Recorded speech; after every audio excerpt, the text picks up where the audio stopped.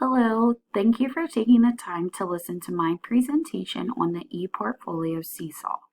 Throughout this presentation, we will discuss ePortfolio's advantages and disadvantages of Seesaw and potential uses.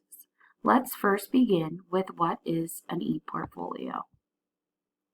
ePortfolios are a digital collection of student work. This could include essays, posters, pictures, and videos. Traditional student work that would be kept in a file is now stored digitally. This allows all of the information to continue with the student the following year. The portfolios capture different aspects of the student's life. Through their creations, more information is able to be learned about the students. ePortfolios support what the students are learning. It is a unique way to collect their work. The purpose of the ePortfolios is to focus on the products the students are producing and reflecting on the process to create the work. They generate and document student learning. Now we will look at a specific program used for ePortfolios. First, we will look at what Seesaw is. It is a program that creates connections between students, teachers, and families. It can be used in different ways, including a digital portfolio and a learning management system. Teachers have the ability to have the students create work in a variety of ways. This includes videos, photos, files, drawings, text, and images. Seesaw offers many different ways to connect with the students and connect with home.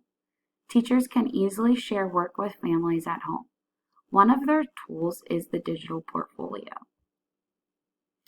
There are many advantages to using the ePortfolio that Seesaw offers to use while in the classroom. The program is student-centered and driven. It allows the student to document work throughout the year. Seesaw shows the student's progression over periods of time through pieces of work. It can be used in grades K through 12. The portfolio allows for the learning process to be captured through student work. With the sharing capabilities, work can be easily then shared at home to show the learning. When speaking with colleagues and doing research on Seesaw, I was able to get some insight into the program.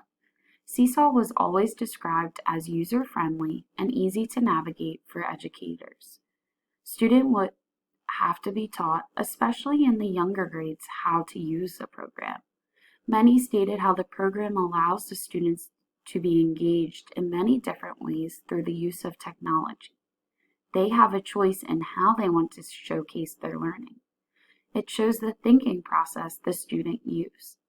The constant connection to home and showcasing student work was always appreciated by families. When using Seesaw, some said how it was most effective for the ePortfolio and student transfer of work from year to year by using the paid version. The district would use the system throughout all grades, so work would be easily stored for every student.